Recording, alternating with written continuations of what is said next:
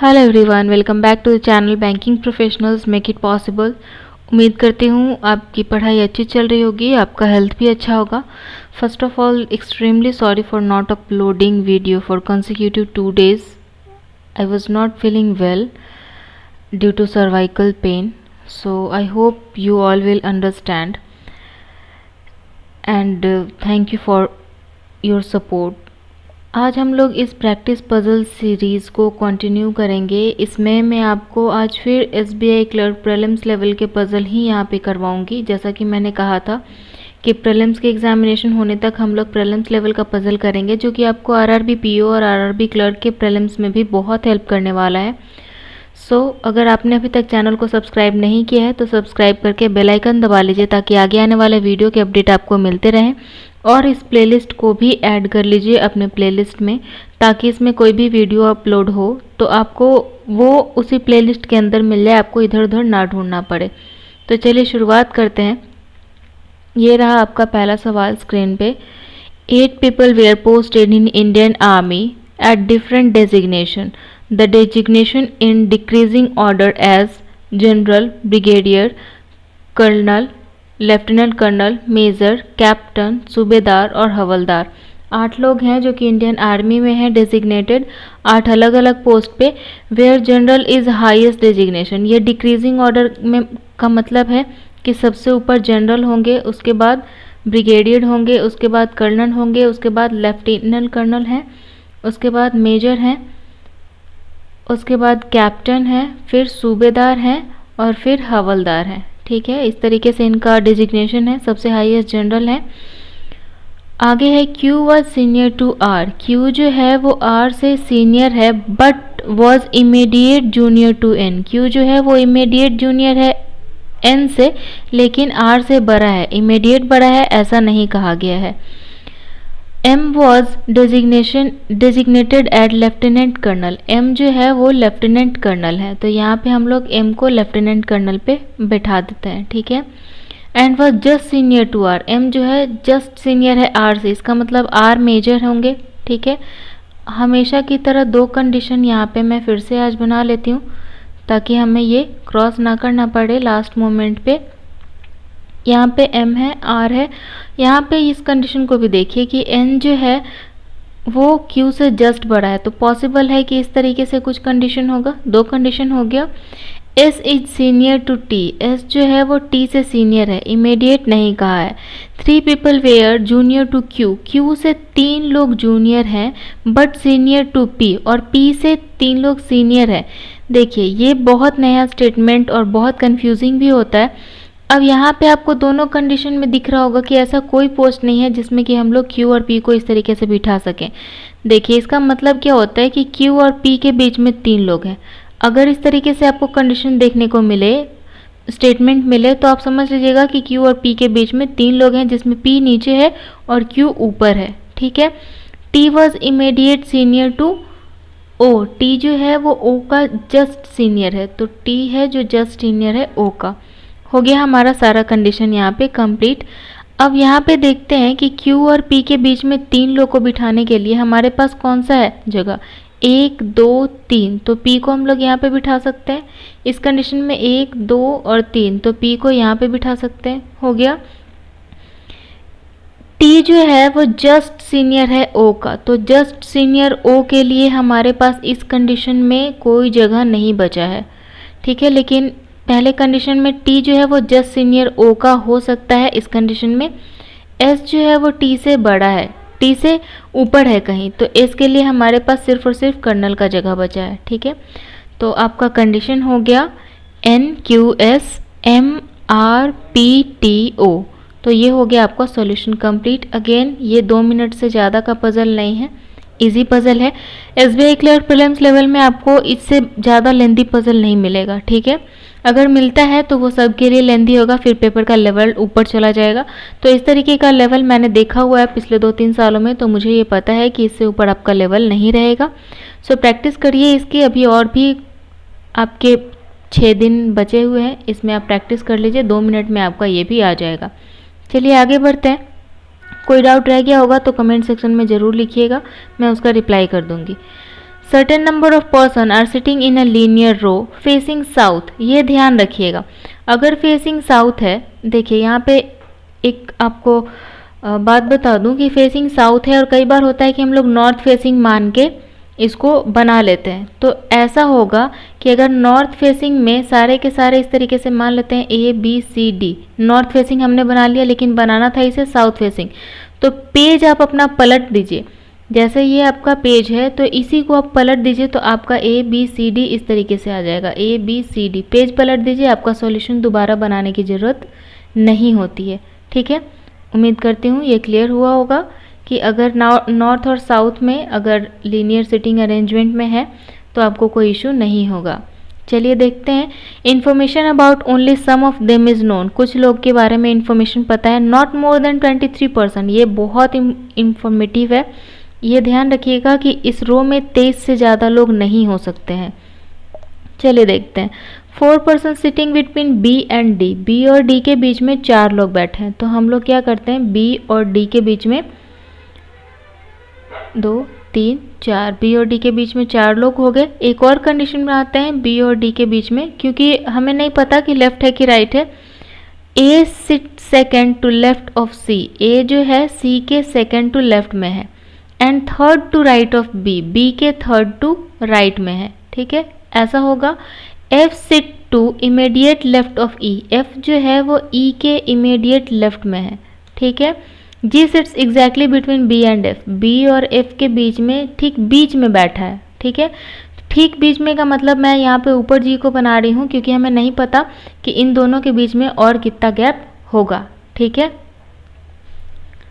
अब आगे देखते हैं। The number of person who sits to left of E is 2 more than the number of person who sit to right of C। E के left में जितने लोग हैं और C के राइट में जितने लोग हैं, C के राइट में जितने लोग हैं उससे 2 ज़्यादा है E के लेफ्ट में। ठीक है, आगे देखते हैं। The number of person sitting in between C and D। C और D के बीच में जितने लोग बैठे हैं is same as the number of person who sit to left of D। D के लेफ्ट में जो लोग बैठे हैं उसके बराबर हैं। ठीक है, अब चलिए यहाँ पे सबसे बड़ा कंडीशन जो है, मुझे जो दिख रहा है कि B, A और C वाला कंडीशन हमें सबसे बड़ा दिख रहा है।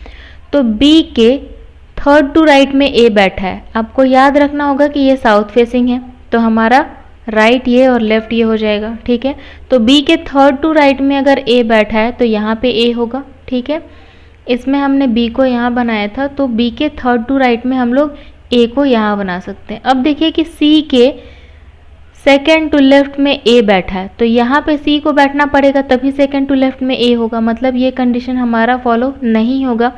C के सेकेंड टू लेफ्ट में A बैठा है का मतलब कि C और A इस तरीके से बैठे होंगे। ये कंडीशन हो गया हमारा।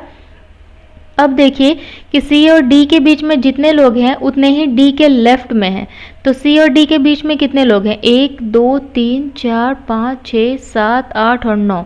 तो D के लेफ्ट में हमें भी 9 पर्सन बिठाने होंगे, 3 4 5 6 7 8 और 9 हो गया यहाँ तक। ये भी कंडीशन हमने कर लिया। अब देखिए कि E और C, E के लेफ्ट में जितने लोग हैं, C के राइट में जितने लोग हैं उतने E के लेफ्ट में उससे 2 ज़्यादा हैं, तो हम लोग C को सिर्फ और सिर्फ कॉर्नर पे मान के चलते हैं। तो हमें E को कहाँ बिठाना पड़ेगा, हमें E को यहाँ बिठाना पड़ेगा, तभी 2 का डिफरेंस आएगा। ठीक है, हमें यहाँ पे क्या पता है कि E के इमीडिएट लेफ्ट में कौन है, F है, तो E के इमीडिएट लेफ्ट में हमने F को बना लिया। अब देखिए कि B और F के एग्जैक्ट बीच में G है, तो यहाँ पे 4 हो गया, 5 6 7 8 9 10 11 12।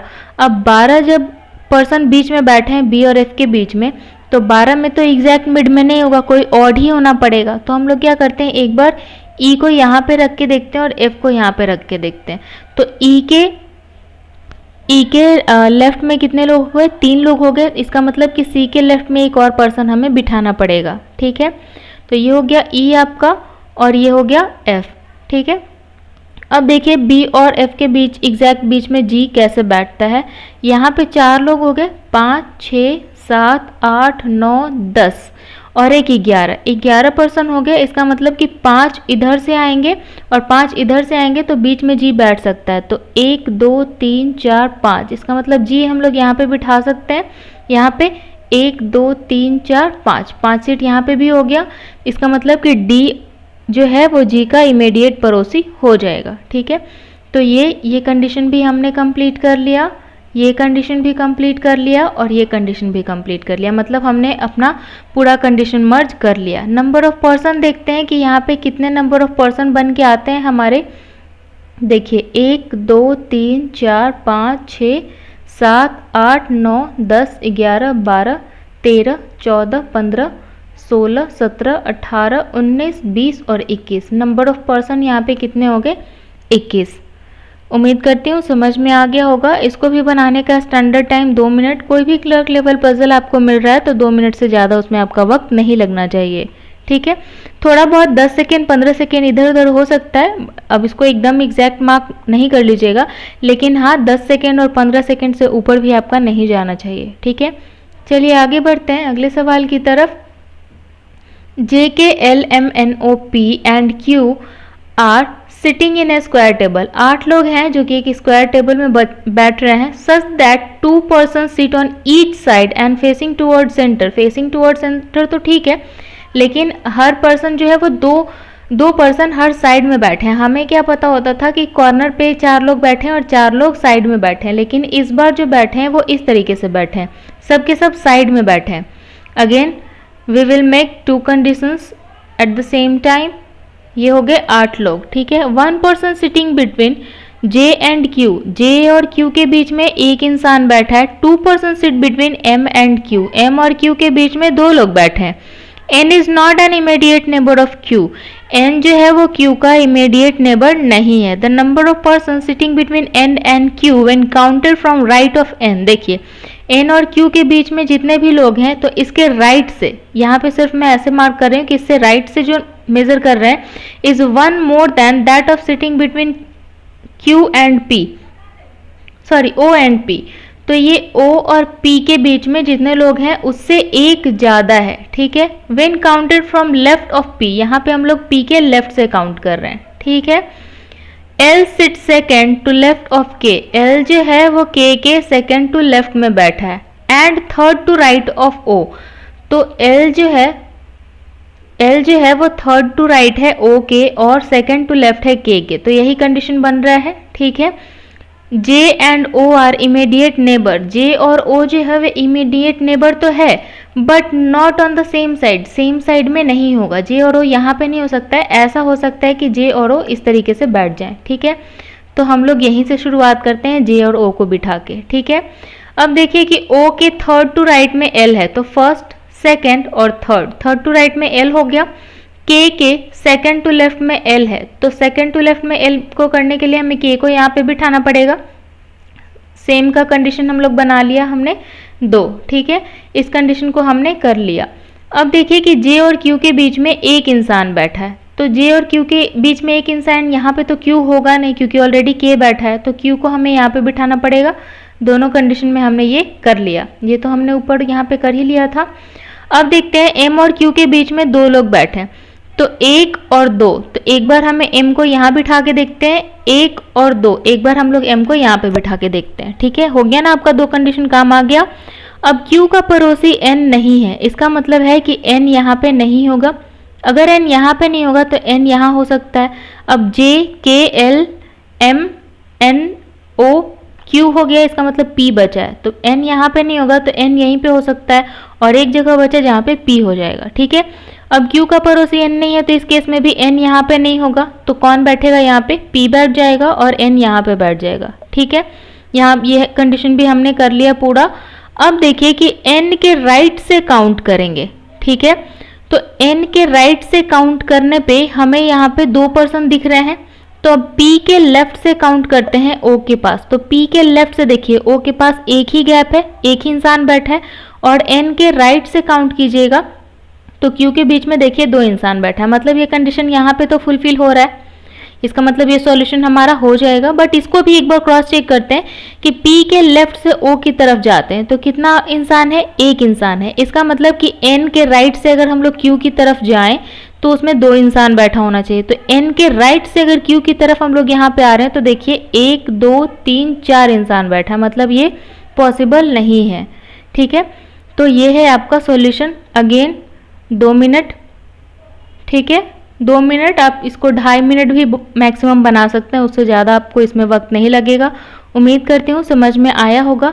अच्छा लगा हो तो लाइक ज़रूर कर दीजिएगा, दोस्तों के साथ शेयर भी कीजिए, और कोई डाउट रह गया है तो आप डेफिनेटली कमेंट सेक्शन में पूछ सकते हैं, जिसका रिप्लाई यहाँ पे आपको विदिन 1 आवर और मैक्सिमम विदिन 24 आवर मिलता है। बट हाँ 24 आवर के अंदर आपको यहाँ पे रिप्लाई मिल जाता है। एक छोटी सी रिक्वेस्ट, अगर आपने चैनल को सब्सक्राइब नहीं किया है तो सब्सक्राइब करके बेल आइकन दबा लीजिए ताकि आगे आने वाले वीडियो के अपडेट आपको मिलते रहें। एक और बात कि यहाँ जो कमेंट सेक्शन जो ओपन है यहाँ पे सिर्फ और सिर्फ आपके डाउट के लिए नहीं है, अगर आपका कोई सजेशन है तो भी आप वहाँ पे बेझिझक दे सकते हैं। अच्छा लगा तो मैं उसे इम्प्लीमेंट ज़रूर करूँगी। उम्मीद करती हूँ आप लोग सपोर्ट कीजिएगा इस चैनल पर बने रहने के लिए, और इतना सपोर्ट इतना प्यार देने के लिए thank you so much. Video को अंत तक देखने के लिए again thank you so much. मिलेंगे अगले सेशन में, तब तक के लिए तैयारी जारी रखिए। All the very best, see you soon, have a nice day, bye.